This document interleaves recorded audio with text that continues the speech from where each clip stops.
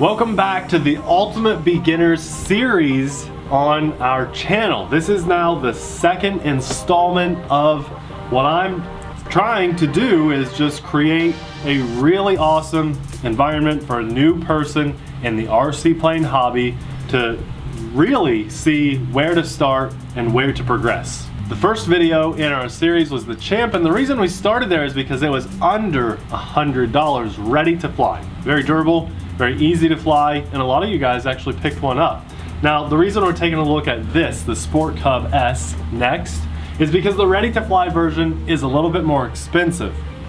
I wanted to start with the most budget option that we could find, and this is also still a very good budget option, but you get a lot more bang for your buck with this, in my opinion, than you even get on the Champ. We're going to talk about that. And just a reminder, this is a beginner's style video. I'm really talking to the beginner that maybe has never flown before. To those of you that know how to fly planes and enjoy your jets and 3D planes and warbirds, please hang out with us and maybe help some of the beginners in the comments, but this is for the beginner.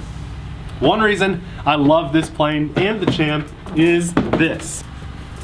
When you get this plane, and I so wish somehow magically all planes, all jets could be this way. You open a box and your plane is, let's see, okay, all right, let's do a real-time build video for you guys in 3, 2, oh, let's go to the plastic one. Built, the plane is built. It is, oh wait, okay, now it's built. That easy. This 4-channel flight stabilization, safe enabled airplane is ready to go. I don't have to do anything else. And even with the ready to fly version, I have less to worry about. So I like this setup because of the ready to fly being a 4-channel plane. What's that mean? As opposed to our 3-channel plane, when we have 3 channels, channel 1 is our throttle, channel 2 and 3 are the elevator and rudder. But now that we have a 4th channel, we gain something that really just helps airplanes fly so much better, the ailerons. These are the flaps or the control surfaces on the main wing. This allows you to bank and pitch like this. Actually, it's a roll. It allows you to roll your plane, not just turn like this when it's in the air. So when you're relying on rudder, the plane is basically turning like a car on the ground or a boat. But now with the ailerons, we gain the ability to bank and then pull back on the elevator and turn like so. And it's so much better to control your plane like that.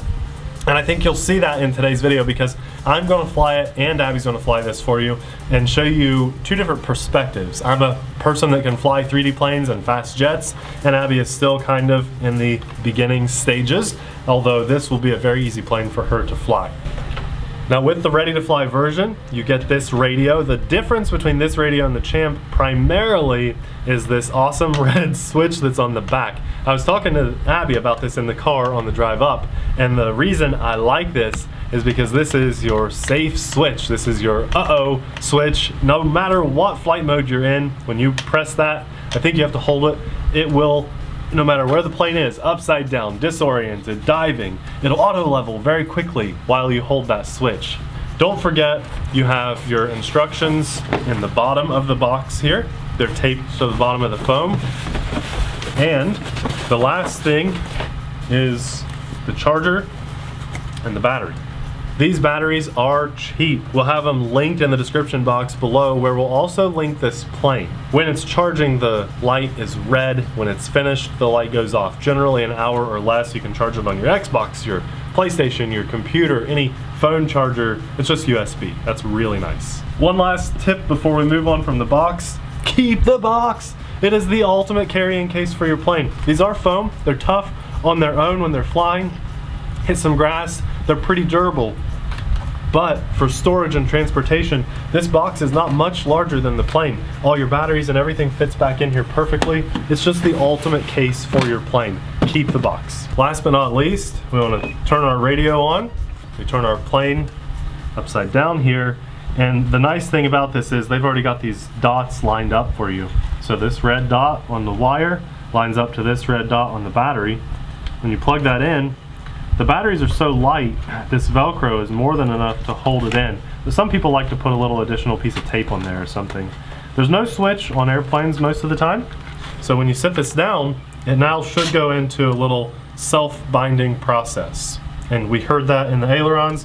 What we want to do before we fly every time is test and make sure our surfaces are going in the right direction so quickly. So you pull down or back on the right stick and the elevator goes up. The opposite is down. For the ailerons, we want to pull right, and the right one should go up. When we pull left, the left one should go up, and opposite on the other side. Also with the rudder, left is left, right is right, and just safety's sake, we'll do a little bit of throttle test. There we go. We're ready to fly. Even though this is a really small plane, I think we can take off from the grass. Let's give it a shot. Full up elevator, give it a little throttle, and we're up. Wow. That was so easy. That's awesome. All right, let's just cruise around. Now the little safety switch for flight settings, I have mine on down or 0. I need to trim this up too. What's that mean? Notice how I'm flying in a circle completely on its own. I needed to give a little bit of trim because it was flying left a lot on its own. I just needed to hit right a little bit on the rudder and the ailerons to trim that up. So it flies straight? Yeah. Without having to give it input? All on its now own, it's hands-free? Really good. Hands-free? Yeah. Cool. So I'm like 20% throttle and just cruising along, which is so crazy. Look how slow it's gone. Isn't that awesome? Look at that. That is amazing. And we did a grass takeoff with this. Now when we go the other direction with the wind, I want to pick up speed just a hair. But a plane like this, I love just flying low and slow, close to the ground. That is my favorite way to fly something like this. It's just a little more realistic looking, a little more challenging. But when you're a new pilot, you definitely want to fly much higher than what I am today. So we're gonna go up to about 60% throttle and climb. And really what you're looking for is to be about 2 mistakes high. In other words, if you start to dive really quickly and get into a steep bank, you have room for error to save it. This is full right, this is full left, full nose down, which is almost nothing. What flight mode? Still in the basic beginner flight mode. Cool. Now I think I want to go ahead and get it into the medium rates. So I just went into the medium flight mode, and it's going to allow me to go much steeper turns, but not go upside down. So it's not allowing the plane to do a full loop or to flip over in any way, but I have much more control over the plane, which is really cool. I love that this little guy is 130 bucks, ready to fly. And if you already have a radio, you can opt out of buying this radio and save a good chunk of money, and $99 get the bind and fly version. And that's something we'll talk about more in future videos, how you bind planes and really what that means. But today we're focused on the ready to fly because most beginners, I think, would be interested in the ready to fly. Now I did notice that there is a rate button. So if you click the right stick, now we're in low rates. It starts off in high rates. I believe that's how it feels. It feels much slower to rock back and forth. Makes it more tame. Click it again, and we can just have a little bit snappier rates on those, on the ailerons and control surfaces. I think I'm ready to go into the advanced mode. What do you think, Abby? Okay. Okay, now all flight stabilization, all safe should be off. So now I should be able to roll upside down if I want to. So let's try a loop.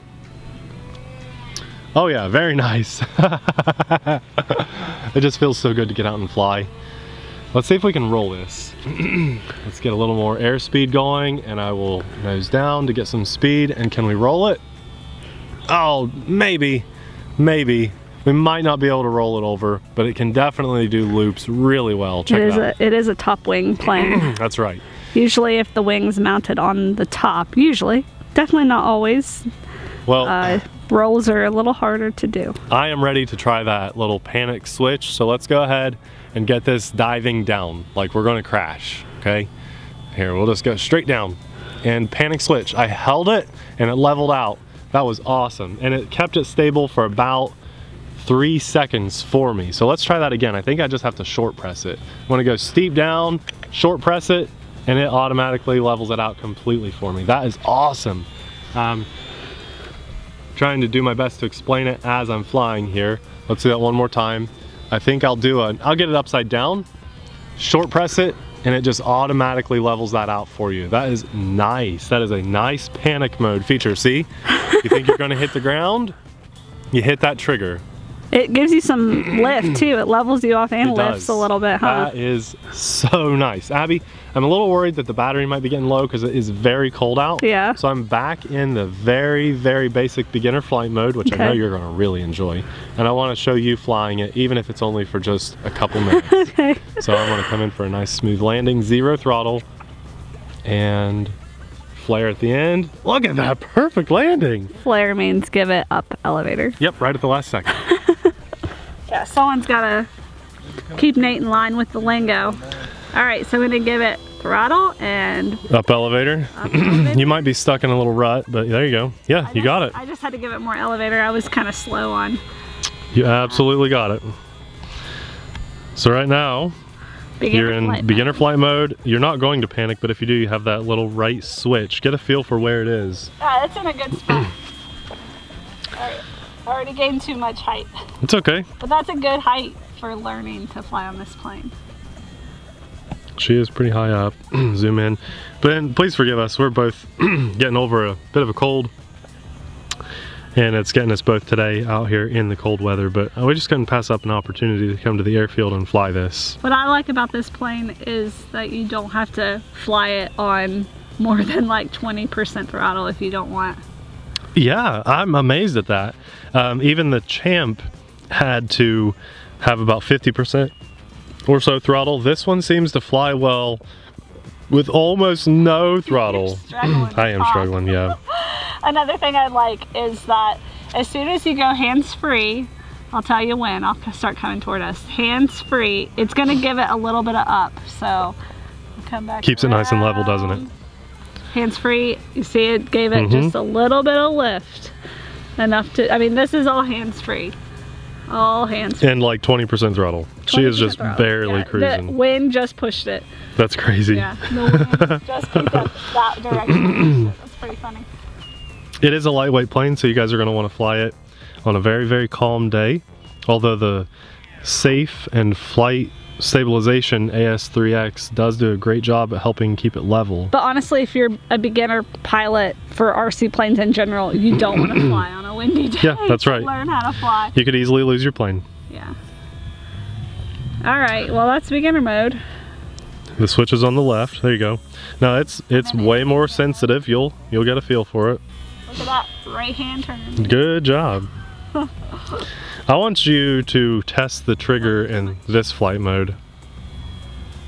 Test the trigger? I want you to, like, you know, get a feel for it. Because we've never had that trigger. We've had it on drones. Pull down. Trigger. Yeah, isn't that cool? Yep. I love the placement of it. It's just a huge safety net. Let's talk about the differences between safe and AS3X, because a lot of people to this day still don't know. Sounds like your throttle's cutting. So what it's doing is it went rah, rah, rah, like you could hear the throttle kind of. And there it is. So no, I just there you go. Gotcha. Because the battery was low. You don't want to push your batteries as soon as you notice it's low. You need to land, and that will help your battery last longer. Good point. Let's talk briefly about the differences between safe and AS3X flight stabilization. You can probably hear it over me talking right now. A lot of people still to this day don't quite understand there is a difference in those two things, and they don't even know what they do, but you'll see it on their planes and things all the time. Safe. With this plane, we have 3 flight modes, and the flight mode that it's in now is the advanced flight mode. The servos that you can hear now pushing the control surfaces is because of AS3X. So if I'm flying into a gust of wind and it hits the plane like this, it's going to do its best to balance that out, and instead of flying and looking like this, it'll probably look a little smoother like that. A lot like a characteristic of a larger airplane. It's very nice to have that even when you're flying in an advanced flight mode, because it just makes the flight smoother. Now when we go down to intermediate or even the beginner mode, you'll notice that when I tip the plane, that control surface stays tipped. This is the safe flight mode that keeps the plane level to its best ability. So you notice if we put the nose down, the elevator comes up some because it's trying to correct that and get the plane level for you. When we move the control surface and safe mode is on, it's doing its best to keep it level and staying there. If we turn that off into the advanced mode, now it doesn't stay there, but we still have all those little servos working hard to try to keep it a little bit smooth. So that's the difference between the two flight modes. You know, I love that this plane, even though it's so small, has the ability to do a grass takeoff and landing. We didn't even show a hand launch today, although that's very easy to do. If your budget allows it and you can spend a little bit more than what the Champ costs, this is definitely a better choice. It has a lot more features, a lot more flight modes, and I think there's more room to grow when comparing the two. And the transmitter that comes with this one can fly a lot of their planes. Yeah, so you can bind this one to other UMX planes and other small ones. The range on these isn't amazing though, so you want to be careful with what you are binding it up to. You're just opening up a lot of doors when you buy something like this. This would be one of your most budget transmitters available on the market.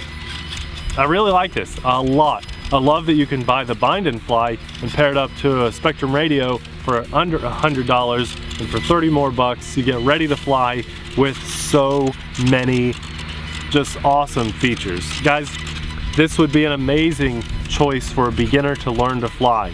If you don't have the extra 30 bucks and you want to keep it under 100, be sure to watch the first video in our Ultimate Beginner's Guide with the Champ. But if you have a little bit more money to spend, you're going to get a lot more features on a very similar plane with this awesome Sport Cub S. We'll have a link to the description box below, as well as batteries and chargers that we recommend. That your case will hold, I think, a total of 3 extra batteries. So be sure to stock up on batteries and have awesome long flights when you're at the field. And we'll do our best to continue our Ultimate Beginner's Guide. I would like to know in the comments below, what would you like to see us do next? Another plane? Or would you like to see more accessories and tools? Because we have plans to do all that kind of stuff in the future. Thanks a lot for watching. We'll see you in the next video. Bye!